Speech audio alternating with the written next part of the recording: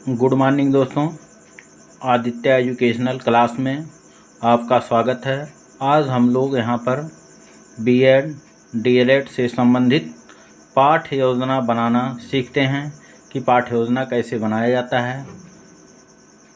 यहाँ सबसे पहले हम ऊपर लिखते हैं पाठ्य योजना संख्या, उसके बाद संस्था का नाम, मतलब जिस संस्था में आपको शिक्षण कार्य करना है उस संस्था का नाम लिखेंगे। उसके बाद छात्राध्यापिका का नाम या छात्राध्यापक का नाम, मतलब जो आपका नाम होगा वो लिखेंगे।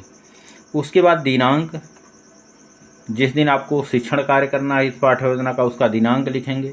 कक्षा 7 यहाँ लिखा हुआ है, मतलब जिस कक्षा की आप पाठ्य योजना बनाएंगे वो कक्षा लिखेंगे। वर्ग बी, विषय संस्कृत, चक्र दूसरा, अवधि 36 मिनट। प्रकरण यहाँ पर है वंदना।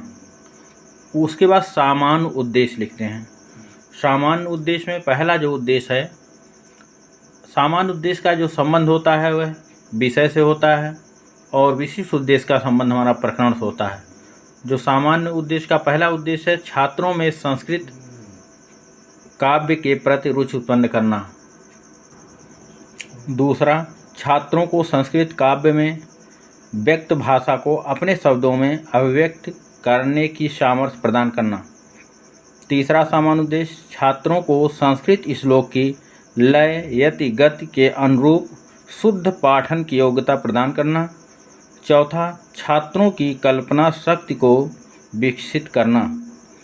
पांचवा, छात्रों का मानसिक विकास करना। उसके बाद विशिष्ट उद्देश्य लिखते हैं। विशिष्ट उद्देश्य में हमारा जो उद्देश्य ज्ञानात्मक उद्देश्य, ज्ञानात्मक में छात्र माँ सरस्वती माँ के विषय में ज्ञान प्राप्त कर सकेंगे। दूसरा, छात्र वंदना पाठ का प्रत्यास्मरण कर सकेंगे। भावात्मक उद्देश्य, छात्र श्लोकों का अर्थ एवं उसमें निहित भावों का वर्णन कर सकेंगे। दूसरा, छात्र श्लोकों को समझकर उसका अर्थ ग्रहण कर सकेंगे। उसके बाद कौशलात्मक उद्देश्य, छात्र संस्कृत के शुद्ध वाचन का कौशल विकसित कर सकेंगे। अगला, छात्र सरस्वती देवी की महिमा की व्याख्या कर सकेंगे। उसके बाद सहायक सामग्री लेते हैं। सहायक सामग्री में जैसे यहाँ लिखा लपेट, सैम्पर, चाक, डस्टर, वान्य, कक्षा उपयोगी सहायक सामग्री, मतलब कक्षा उपयोगी सहायक सामग्री लेना है जो बहुत ज़रूरी होता है। उसके बाद शिक्षण कार्य में अगर कोई हम वास्तविक चीज़ें ले रहे हैं, जैसे चार्ट है, रेखा चित्र, कोई मॉडल है ले रहे हैं तो उसको भी यहाँ लिख सकते हैं। उसके बाद पूर्व ज्ञान, छात्र माँ सरस्वती या कह सकते हैं ज्ञान की देवी के बारे में सामान्य जानकारी रखते हैं। उसके बाद प्रस्तावना के प्रश्न आते हैं। प्रस्तावना का प्रश्न जो होता है वह छात्रों के पूर्व ज्ञान से होता है। जैसे यहाँ हम एक तरफ लिखते हैं प्रस्तावना के प्रश्न, दूसरे कॉलम में प्रस्तावित प्रश्न, या यहाँ छात्राध्यापिका क्रिया या छात्राध्यापक क्रिया लिख सकते हैं। संभावित उत्तर दूसरे में। फिर सहायक सामग्री, अगर प्रस्तावना के प्रश्न में हम सहायक सामग्री के द्वारा प्रश्न पूछ रहे हैं तो सहायक सामग्री भी यहाँ लिखेंगे या बनाएंगे। जैसे यहाँ पहला प्रस्तावना का प्रश्न, हम पढ़ने के लिए कहाँ जाते हैं, तो छात्र उत्तर देते हैं विद्यालय में, मतलब पढ़ने के लिए विद्यालय में जाते हैं। दूसरा प्रश्न, विद्यालय जाने से हमें क्या प्राप्त होता है, तो छात्र उत्तर ज्ञान या विद्या प्राप्त होता है। तीसरा प्रश्न, ज्ञान की देवी किसे कहा जाता है, छात्र उत्तर देंगे माँ सरस्वती को। चौथा प्रश्न, माँ सरस्वती की कोई वंदना बताइए। अब ये समस्यात्मक प्रश्न हो जाता है, छात्र जो है मौन हो जाते हैं। उसके बाद उद्देश्य कथन हम लिखते हैं। बच्चों, आज हम लोग माँ सरस्वती की वंदना नामक पाठ का अध्ययन एवं अध्यापन करेंगे। उसके बाद प्रस्तुतिकरण लिखते हैं। अध्ययन अध्यापन की सुविधा की दृष्टि से प्रस्तुत पाठ को 2 सोपानों में बांटकर अध्ययन करेंगे। अब प्रथम सोपान लिखते हैं। प्रथम सोपान में संकेत, जो हमारा स्टैंजा होता है हिंदी, जैसे पूरा नहीं लिखते डॉट डॉट करके लिख देगा, छोटा है तो पूरा लिख सकते हैं। जैसे जय जय हे डॉट डॉट स्मृति रुचिर चिरा भरड़ा, मतलब शुरुआत का जो स्टैंजा का शुरुआत होता है और लास्ट होता है, क्योंकि ये लंबा है इसलिए शॉर्ट में लिख देते हैं। फिर उसके बाद आदर्श वाचन। आदर्श वाचन में हम लिखते हैं कि छात्राध्यापिका कक्षा में खड़े होकर प्रस्तुत पाठ का उचित आरोह अवरोह के साथ आदर्श वाचन प्रस्तुत करेंगी। अब ये जो संकेत वाला स्टैंजा, उसको छात्राध्यापक जो है उसको कक्षा में खड़े होकर उसको आदर्श वाचन मतलब उसको पढ़ेंगे और छात्र सुनते हैं। फिर अनुकरण वाचन। अनुकरण छात्राध्यापिका कतिपय छात्रों से प्रस्तुत पाठ का अनुकरण वाचन करने का निर्देश देंगी।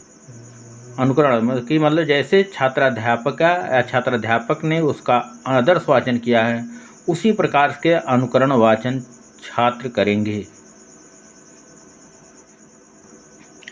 फिर उसके बाद कठिन निवारण के शब्द में एक तरफ शब्द एक तरफ अर्थ लिखते हैं। अब जो स्टैंजा है उसको छात्राध्यापक जो है या छात्राध्यापिका उस स्टैंजा का व्याख्या करेंगे, उस पद्यांश या गद्यांश की व्याख्या करेंगे और उसमें जो कठिन मीनिंग होगा उसका यहाँ पर शब्द और अर्थ उसकी मीनिंग लिखेंगे। जैसे यहाँ लिखा हुआ है सुरभारती मतलब देवी या सरस्वती, इसके माने नाद तत्वमयी ब्रह्म स्वरूप वाली,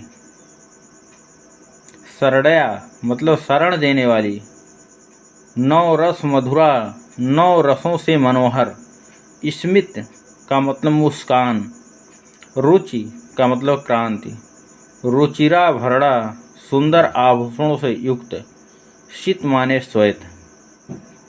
मतलब इसका मीनिंग मतलब उसकी आदर्श वाचन हो गया, अनुकरण वाचन हो गया। उसके बाद कठिन निवारण मतलब उसके अर्थ बताते हुए मीनिंग बताते हुए छात्राध्यापक जो है छात्राध्यापिका उसकी व्याख्या करती हैं। जैसे यहाँ व्याख्या भी लिखा गया है, या लिख सकते हैं, नहीं लिखेंगे कोई बात नहीं, लिख भी सकते हैं। जैसे हे भगवती सरस्वती तुम्हारी जय हो, हम तुम्हारे चरणों में प्रणाम करते हैं। नाद ब्रह्म स्वरूप वाली हे देवी तुम्हारी जय हो, हम सब तुम्हारी शरण में जाते हैं।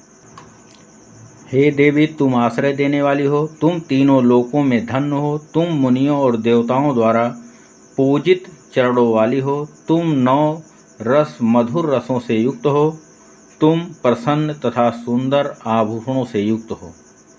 उसके बाद मौन वाचन एवं निरीक्षण कार्य। निरीक्षण कार्य या लिखते हैं या नहीं लिखते कोई दिक्कत नहीं। मौन वाचन छात्राध्यापिका छात्रों को मौन वाचन का निर्देश देंगी और स्वयं कक्षा में घूम घूम कर कक्षा कार्य का निरीक्षण करेंगी।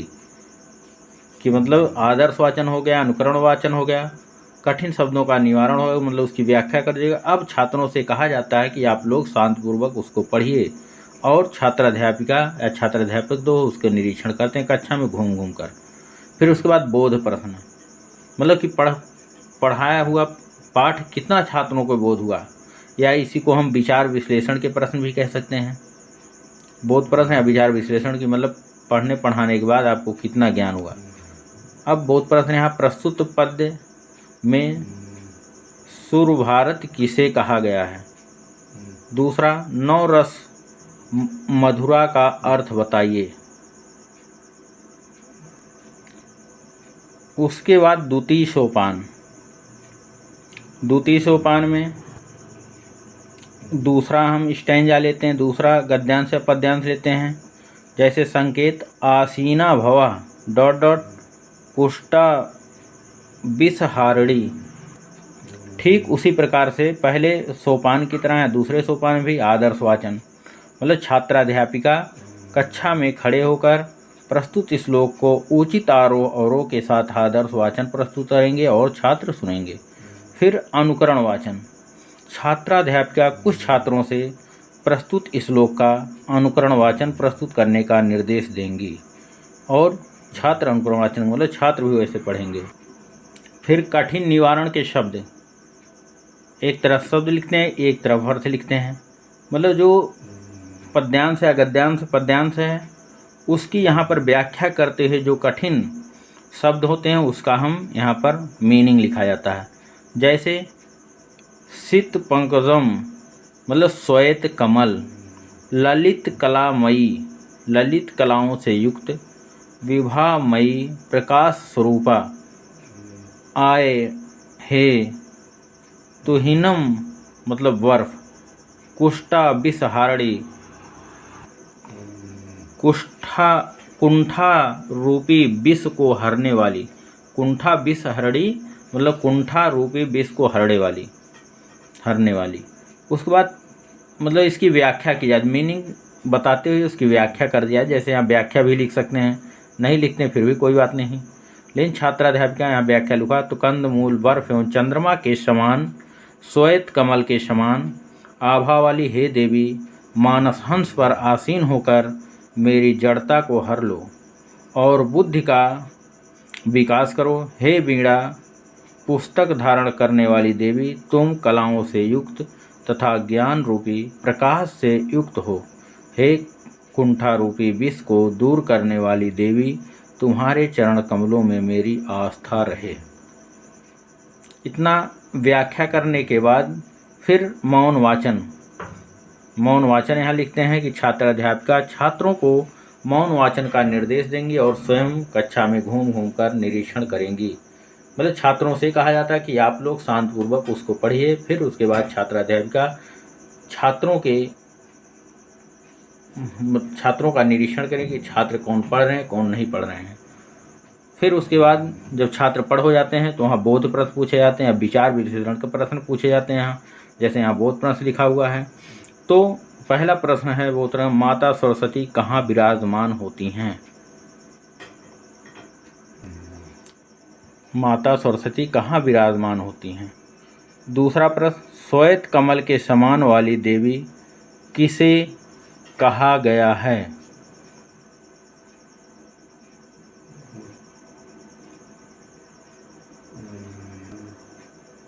उसके बाद पुनरावृत्ति के प्रश्न बनाते हैं। जैसे यहाँ पुनरावृत्ति के प्रश्न इसलिए बनाए जाते हैं कि पढ़ाए हुआ जो पाठ है पुनः उसकी आवृत्ति हो जाए। पुनः आवृत्ति होने के बाद मतलब वो जो विचार है या जो पाठ है वो मतलब पुनः याद हो जाता है, इसलिए पुनरावृत्ति के प्रश्न पूछे जाते हैं। जैसे पहला प्रश्न है, वीणा पुस्तक धारण करने वाली देवी कौन है? दूसरा प्रश्न, शीत पंकजम का अर्थ बताइए। फिर उसके बाद गृह कार्य लिखते हैं। गृह कार्य में कि मतलब छात्रों को गृह कार्य दे जाए कि आप घर से करके लाइएगा। जैसे पहला प्रश्न यहाँ है, माता सरस्वती की वंदना पाठ का अर्थ सहित व्याख्या कीजिए। फिर ये व्याख्या छात्र जो है घर से लिख के लाते हैं। यहाँ शिक्षण कार्य करते समय पर्यवेक्षक जो है इसकी समालोचना करते हैं कि आपका शिक्षण कार्य कैसा, और भविष्य में आपके शिक्षण कार्य में सुधार के लिए सुझाव दिया जाता है जहाँ कहीं कमियाँ रहती हैं।